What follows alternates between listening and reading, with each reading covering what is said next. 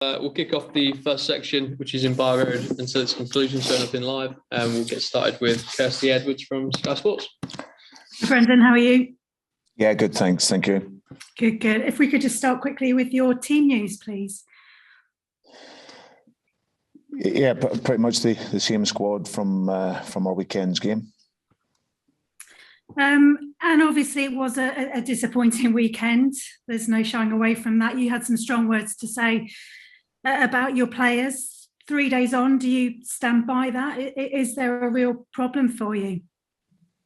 It's not a real problem. I think that, listen, firstly, the responsibility, like it always is, when you lose a game of football, whatever the context, whatever the loss, the responsibility is always the manager's. You know, I pick the tactics, I pick the team of the players that's available, and when you lose a game, that's my responsibility.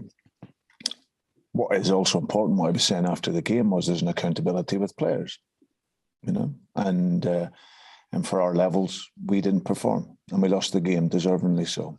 So now for us, and that's what football brings, it gives you that opportunity to show your resilience as an individual player and as a team. And that is something that for us probably this season has been too inconsistent. You know, we've had some excellent results, but that consistency we haven't delivered with. And also the weekend, it being a derby game, the first game of this type for such a long time, there was a huge disappointment for me, for the supporters, because I've been in enough derby games and high-profile games to understand and get a sense of what they really mean for the supporters. You know, they'd have turned up there at the weekend in the real hope that they could see the team get through as the, you know, defending champions of the cup in what was a big game. But they've seen the team not play to the level that what we would want. So you can't shy away from that. Sometimes I'll always look after players, support players, protect players, but there's also an accountability with players. But that is something that this squad of players we've always looked to do, and have that resilience to bounce back and enjoy it, because that's what football brings, the chance to demonstrate your mentality and your resilience as an individual and as a team. You talked about taking responsibility yourself as manager. Do you feel that any criticism has been fair? Do you feel under pressure? To be honest, Kirsty, I haven't seen anything. I just know now, I'm well experienced now to know that if you win games, it's great, and even sometimes then when you win, it's not so good either. But certainly when you lose, you're always open to criticism. So I'm pretty sure that would have been the case on the Monday, and that's part of the job. For me, you will always be under pressure if you're not getting results. There's no, you know, you can't deny that. We've had a great run here for a period of time, but when the results, and especially the one at the weekend, that will always put you under pressure as a manager. So I get that, and I understand that, but it's not something that I shy away from. We will fight and look to show that in our next game. Do you feel the full support from the club? Have you had conversations? You know, are you feeling their full backing still? Yeah, I've never ever felt that I haven't, and but I also understand football. You know, so it's I've got a great relationship here with the people at the club, very close working relationship with everyone. But I also understand that you have to get results. That you know, whatever happens to me in the future, whatever that, you know, that those relationships don't change. The great people here, the good people, they've always supported me.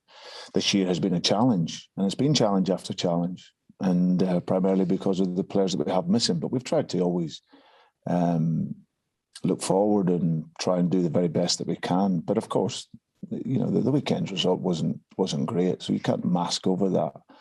And I would never try to. So, but I'm an experienced manager. I understand you need to get results in the game, and whoever's playing, and obviously the one at the weekend wasn't what we would want.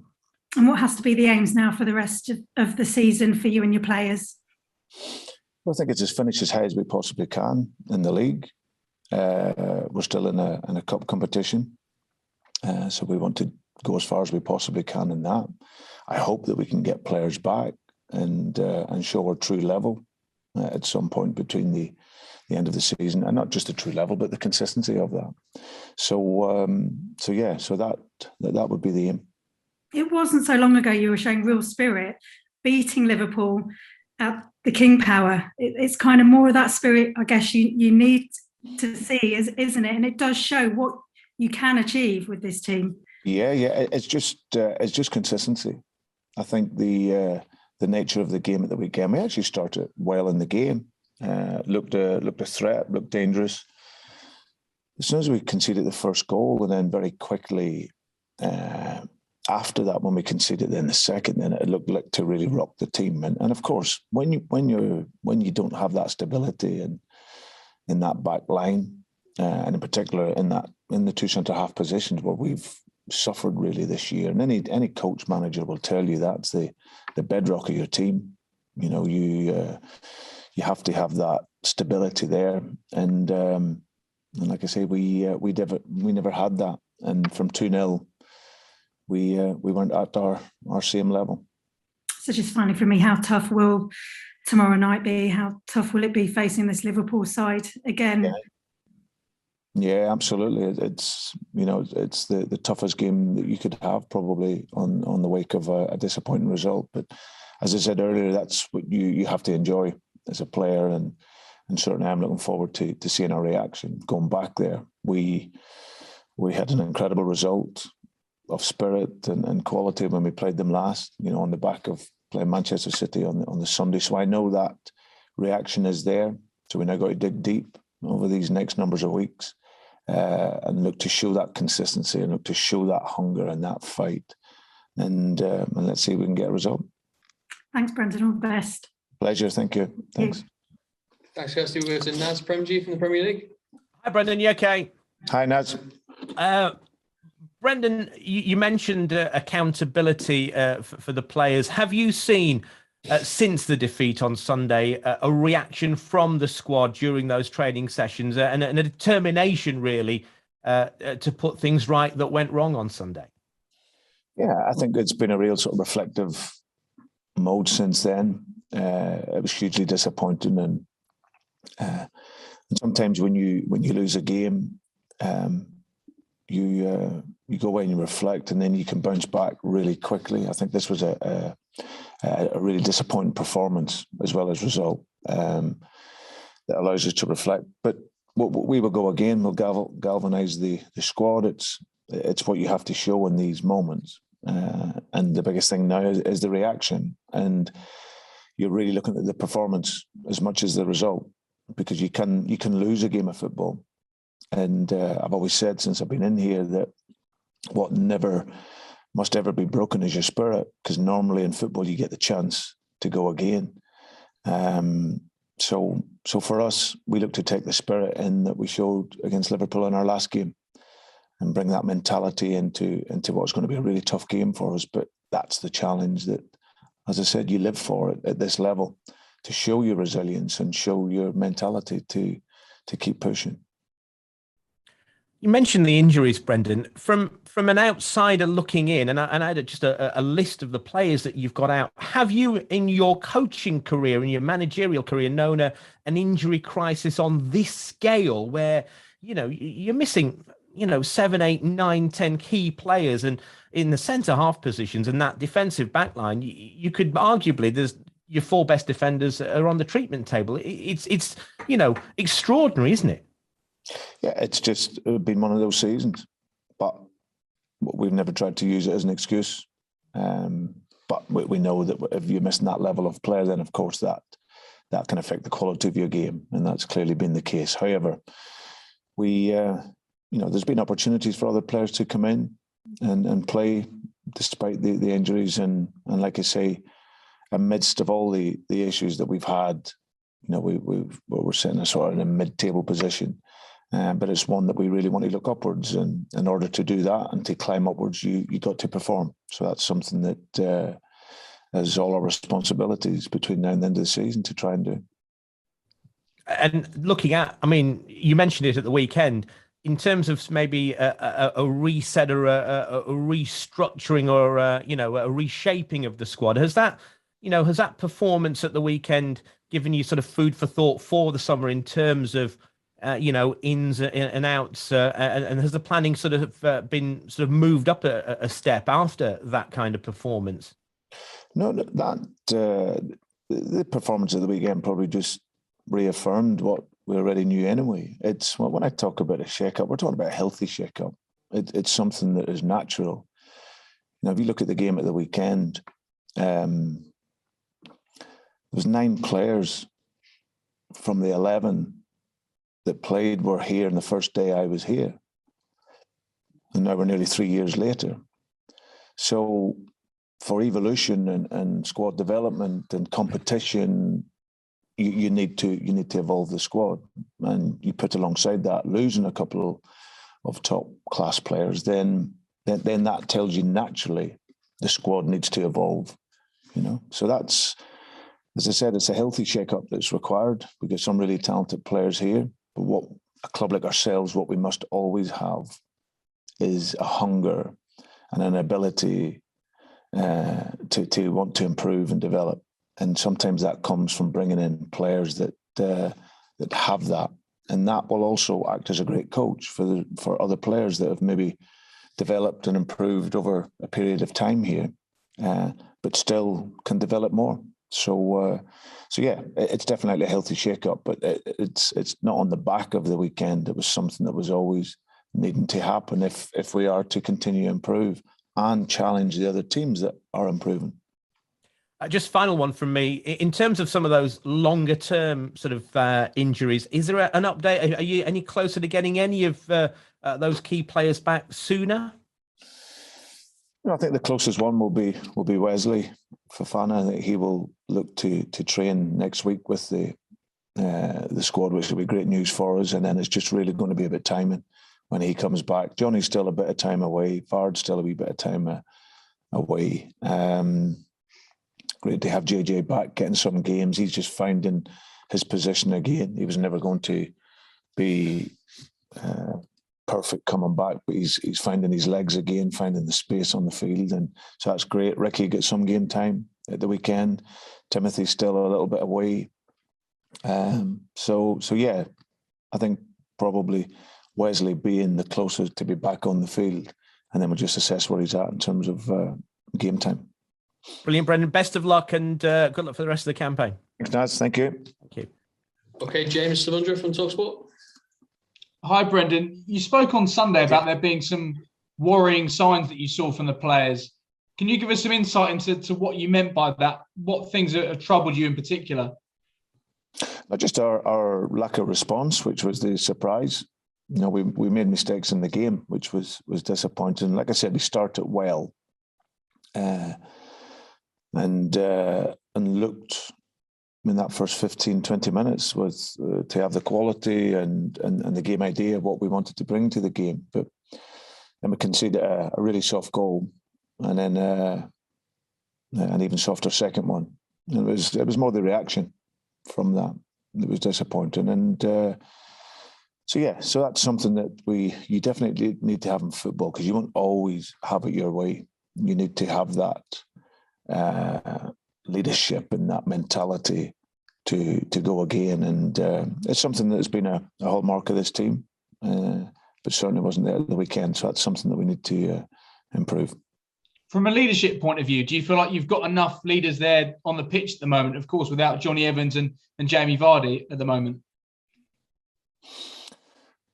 No, that side of it is something that we don't. I wouldn't say we've got real natural leaders. I think we've got a lot of young players that are finding their way and developing, and then we have a number in the squad.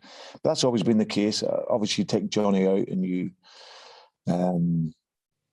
Wesley Fofana is someone who's very inspiring in his performance and how he deals with things. So you miss those two at the heart of your team, then it can suffer. But listen, I've got a really good, honest bunch of players. I've always said that when I come in here, 3 years ago, they were 13th in the table. And over this last few years or so, they've found themselves up challenging the very best teams in this league.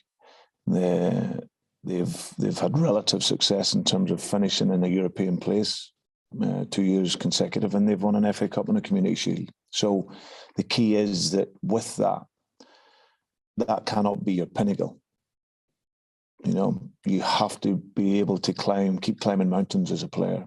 You know, if you want to be content and safe and just climb the valleys, then fine.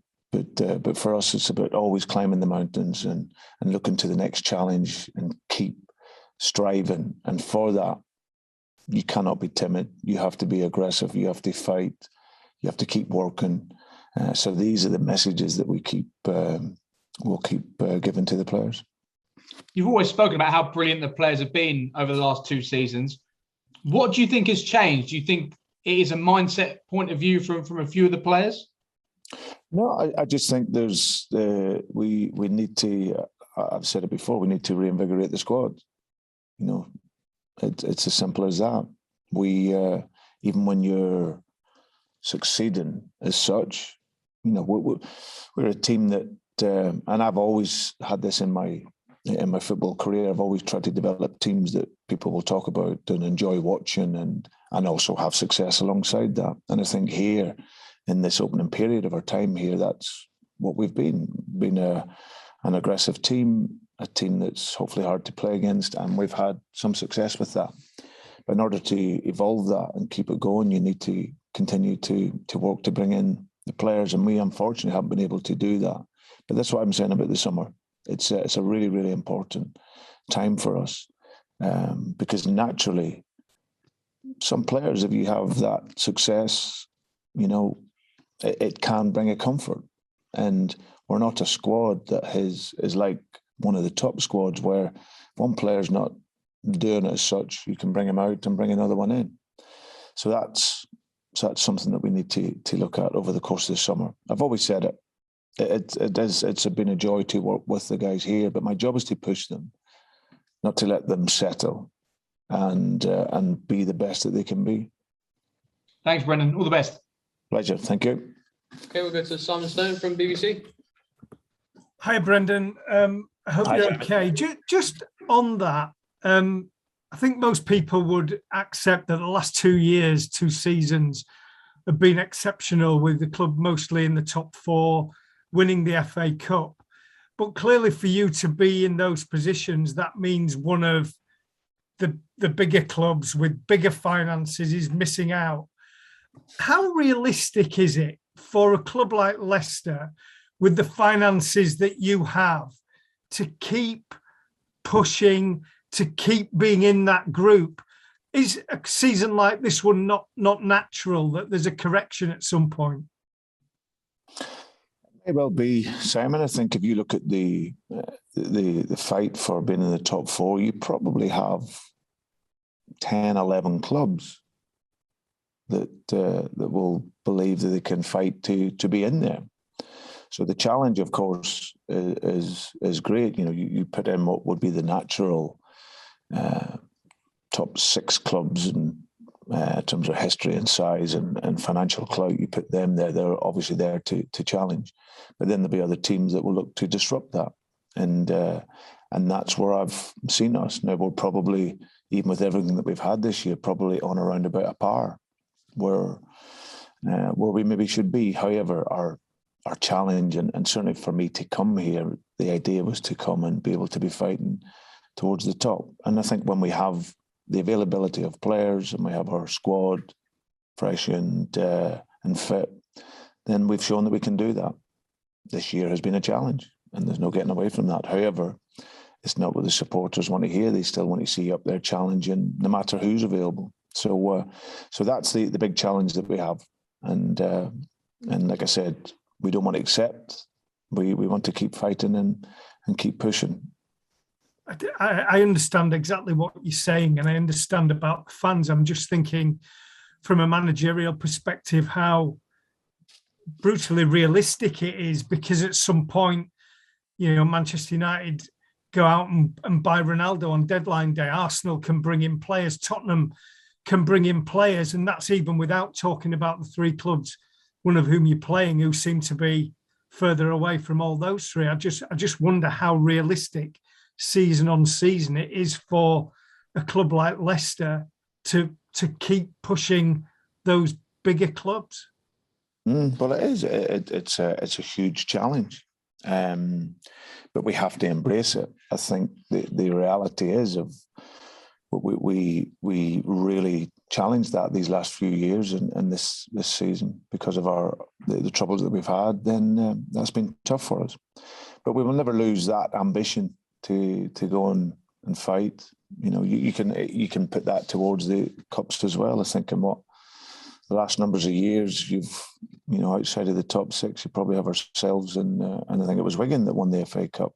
Other than that, most of the teams that have won have been in there. So the challenges are there, and they are great, especially with the difference in resources. But we still want to fight. We still want to play with the identity. I think that's what's also very important for me. Like I said to you before, I've always built my career around creating teams that people enjoy watching, and that identity is important. And that's something that at this moment in time, Simon, that's what's my priority, getting back to that level of football, which then allows us to grow and develop again.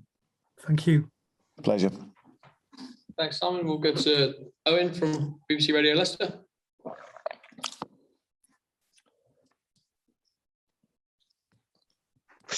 Hi, Brendan. I hope you're okay. Yeah. Okay. On. I wonder. I know you said earlier to Kirsty that the squad was pretty much going to be the same for tomorrow night. Is that exactly the same, or is there any maybe fresh injuries that you picked up over the weekend, or what's the situation there? No fresh injuries. Should be the same squad. Lovely. When we spoke to you post Forest, you spoke about hunger levels, desire levels, and them not being sort of where they need to be. Have you had to have honest conversations this week, like real honest conversations to almost refocus the players in those kind of areas? It's something that's ongoing. It's something that's a constant reminder. I think the last couple of days have been more reflective period. We'll really focus in on that this afternoon. Players recovered yesterday and group trained very well. But yeah, the disappointment is there, but not just because of the result, but because of the performance. That's we went into that game at the weekend with a clear idea, understanding the challenge of playing Forest away, and of course we didn't perform and lost the game. So the players will know themselves, but yeah, we'll pick them up and get them ready again for the Liverpool game now. From Sunday to Monday overnight, there was a video that emerged on social media. A lot of fans not very happy to see it, and there's a bit of a question mark, I suppose, on the time frame involving James Justin, Hamza Chowdhury, and Danny Ward. I wondered whether you'd spoken to those players and whether they'd revealed what that situation was. Yeah, I wasn't aware of it myself until yesterday. But I've spoken to the guys, and it was clearly not. Listen, I don't think it was the most sensible thing to do anyway, and no matter when it was, to put something out. But I've been assured that when I've spoken to the guys, that it definitely wasn't at the weekend. It was something that was it happened a number of weeks back on a Saturday when we had no game, a Saturday evening, and the players were off on the Sunday. So they've been categoric with that, and I trust that is the truth what they're saying.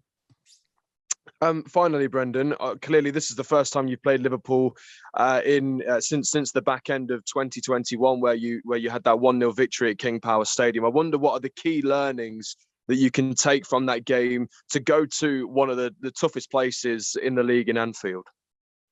Yeah, well, I think that what we took from that night was the spirit of the game.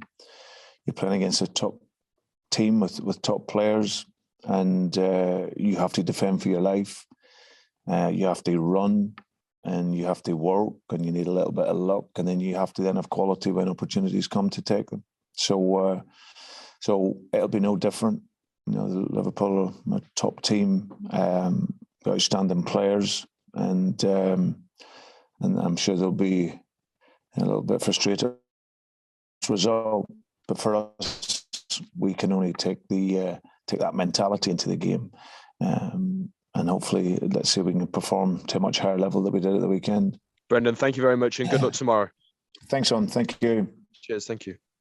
Okay, thanks everyone. If there's no more questions in the first section, we'll end that there. We'll say goodbye to our broadcast colleagues, and we'll start the written section. If you guys want to put your hands up.